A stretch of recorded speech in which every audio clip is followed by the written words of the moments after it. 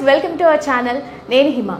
రీసెంట్గా మనకి ఒక న్యూస్ అయితే వైరల్గా మారింది. డిప్యూటీ సీఎం పవన్ కళ్యాణ్ గారి చిన్న కుమారుడు మార్క్ శంకర్ ఆరోగ్య పరిస్థితి మీద మనకి తెలియజేయడానికి pulmonologist, lung specialist doctor Vivek Vardhan గారు మనతో పాటు ఉన్నారు. ఒకసారి ఆయన అడిగి మార్క్ శంకర్ ఆరోగ్య పరిస్థితి ఎలా ఉంది అనేది ఆయన మాటల్లోనే తెలుసుకుందాం. నమస్తే సార్. నమస్తే అండి. ఎలా ఉన్నారు? We are good, thank you. Sir, రీసెంట్గా పవన్ కళ్యాణ్ గారి చిన్న కుమారుడు సింగపూర్లో జరిగిన సంఘటన మీద మనము మాట్లాడుకుంటున్నాం. సో ఆయనకి రీసెంట్గానే బ్రోగ్నోస్కోపీ అనే ట్రీట్మెంట్ కూడా చేశారు అంటున్నారు. సో అసలు అంటే ఏంటి సార్? అసలు ఫస్ట్ ఆఫ్ ఆల్ ఇది జరగడం చాలా బాధాకరం. మార్క్ శంకర్కి త్వరగా కోరుకుంటున్నాము. సో దీంట్లో ఏంటంటే ఇన్హలేషనల్ ఇంజురీ అంటాం. ఒక దగ్గర ఫైర్ జరిగినప్పుడు అందులోంచి వచ్చే పొగ మన లంగ్స్లోకి వెళ్ళే అవకాశం ఉంటుంది. మన లంగ్స్ అంటే ఇలా ఉంటాయన్నమాట. ఈ ద్వారంగా లోపలికి వెళ్తుంది మన గాలి. సో దాంతోపాటు పొగ వెళ్ళడం వల్ల ఈ ఏరియా అంతా కూడా ఎఫెక్ట్ అయ్యే అవకాశం ఉంటుంది, ఫ్రమ్ నోస్ టిల్ లంగ్స్.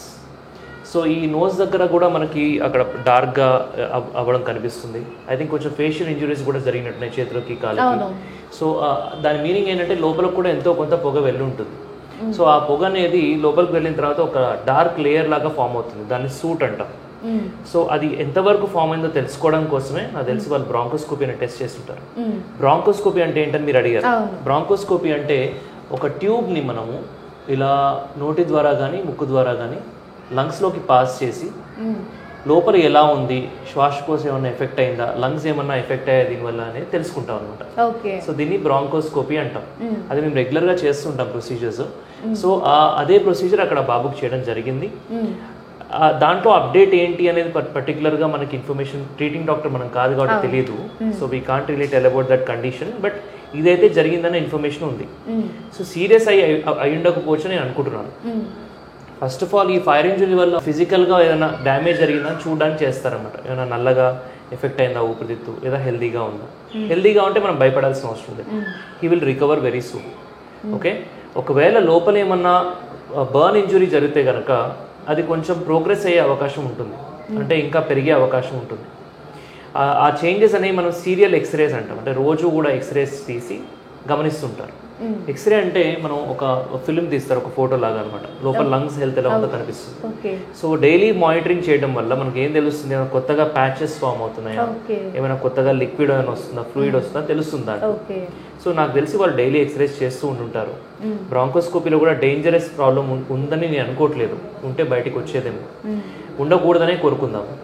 దాని తర్వాత ఇవి కాకుండా ఒక పర్సన్ బర్న్స్కి గురయ్యాడు, లేదా ఒక దగ్గర స్మోక్లో ఎక్స్పోజ్ అయ్యాడు, డైరెక్ట్గా కాలకపోయినా కానీ ఆ స్మోక్ వల్ల ఏమవుతుందంటే హైడ్రోజన్ సైనైడ్ అంటాం. Very very dangerous gas. ఇది ఇన్హేల్ చేయడం వల్ల ఏమవుతుందంటే కొంచెం మనకి ఈ ఆక్సిజన్ అనేది తగ్గే అవకాశం ఉంటుంది. కార్బన్ మోనాక్సైడ్ అంటాం. మన హీమోగ్లోబిన్కి ఆక్సిజన్ ఎంతైతే వెళ్ళి అటాచ్ అవుతుందో దానికంటే 280 times మోర్ పవర్ఫుల్ అనమాట ఈ కార్బన్ మోనాక్సైడ్ అనే గ్యాస్. సో వెంటనే ఆక్సిజన్ సీట్స్ ఉంటాయి హిమోగ్లోబిన్ అనే మాలిక్యూల్ పైన, వాటన్నిటిని ఆక్యుపై చేసేస్తుంది చాలా ఫాస్ట్. సో ఒక పర్సన్ బాగా బ్రెత్లెస్ అవుతాడు, ఆయాసపడతాడు. సో ఇలాంటి సిమ్టమ్స్ ఏమైనా ఉన్నట్టయితే కనుక ఆక్సిజన్ అనేది దాని ట్రీట్మెంట్. సో ఇవన్నీ కూడా ఫస్ట్ ఎయిడ్ లాగా వాళ్ళన్నీ ఇచ్చే ఉంటారు. బాబు బాగానే ఉంటుంటాడు ఇప్పుడు దాకా. సో నాకు తెలిసి he is going to be fine because of the procedure or oxygen whatever is given. And ఫర్దర్గా ఈ బ్రాంకోస్కోపీ అనేది మళ్ళీ ఏమన్నా ఒకవేళ లోపల కొత్తగా మచ్చలు వచ్చాయి, లేదా ఫ్లూయిడ్ ఫామ్ అయింది, ఏమన్నా ఇంకా అవుతుందని తెలుసుకోవడానికి మళ్ళీ ఇంకోసారి చేసే అవకాశం కూడా ఉంటుంది. ఓకే, అంటే ఫర్దర్గా ఫ్యూచర్లో లంగ్స్లోకి పొగ వెళ్ళిపోయింది కదా సార్. సో ఫర్దర్గా ఏమన్నా శ్వాసకోశ సంబంధిత ఏమన్నా అబ్బాయికి ఏమన్నా వచ్చే అవకాశాలు? As of now inhalational burns injury ఉంటుంది. దాని తర్వాత రియాక్టివ్ ఎయిర్వే డిసీజ్ అంటాం, జస్ట్ ఫర్ ఫ్యూ డేస్. అది మనం ఆక్సిజన్, నెబులైజర్స్, దాని తర్వాత కొంచెం బ్రాంకియల్ హైజీన్ అంటాం. ఆ మెజర్స్ అన్ని పాటిస్తే కనుక heal recover very soon without any problem in future. దీనివల్ల ఏదో ఫ్యూచర్లో ఏదో అవుతుందని అనుకోకూడదు, అలాంటిది ఏమీ ఉండదు. ఎలాగైతే మనకి ఇక్కడ ఒక చిన్న బర్న్ అయితే కాలినట్టు అవుతుంది కదా, అది రికవర్ అయిపోతుంది ఈవెన్చువలీ. సిమిలర్లీ అది కూడా ఒక బాడీ పార్టే కదా, సో అక్కడ కూడా రికవర్ అవుతుంది. సో ఏం భయం లేదు, ఎటువంటి భయాందోళన గురవ్వాల్సిన అవసరం లేదు. He will be fine. అంటే పొగ వెళ్ళింది కదా సార్ లోపలికి, అంటే లంగ్స్ లోకి పొగ అనేది వెళ్ళడం వల్ల అంటే ఫర్దర్ గా ఆస్మా లాంటిది ఏమన్నా వచ్చే ఛాన్సెస్ అలాంటివి ఏమన్నా? అంటే అలాంటిది అయితే హైపోథెసిస్ లేదు.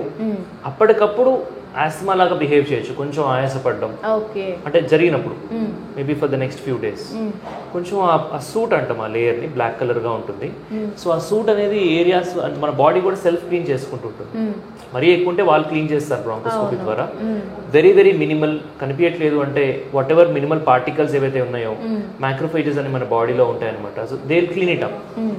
అదంతా వెళ్ళిపోయిన తర్వాత ఇంకా ఆస్మా అంటే వచ్చే అవకాశాలు ఏమి ఉండవండి. I think he's going to be fine. So ఒకవేళ ఈ పేషెంట్ పక్కన పెట్టేసి వేరేది ఎవరిదా అనుకుందాం, ఇలాంటి సిచ్యువేషన్ లో ఎక్కువగా సివియర్ ఇంజురీస్ అయితే కనుక ఫ్యూచర్ లో కొంచెం బ్రీదింగ్ ప్రాబ్లమ్స్ ఉండే అవకాశం ఉంటుంది. బట్ నాకు తెలిసి ఈ పేషెంట్ కి అంత సివియర్ గా ఇంజురీస్ అయి ఉండవు.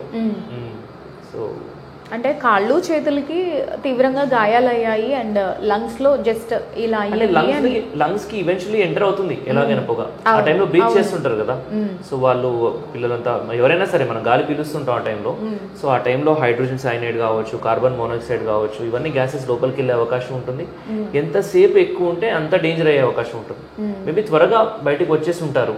సో ప్రాబ్లం పెద్దగా అవ్వకపోవచ్చు, బట్ తీసుకోవాల్సిన జాగ్రత్తలన్నీ నాకు తీసుకున్నట్టే కనిపిస్తుంది. He should recover soon. Sir, మాకు తెలియని విషయం గురించి చాలా క్లియర్గా ఎక్స్ప్లెయిన్ చేసి చెప్పారు. చాలా thank you so much. And Pawan Kalyan గారి చిన్న కుమారుడు త్వరగా కోలుకోవాలని మనస్ఫూర్తిగా కోరుకుంటున్నాము. Thank you so much.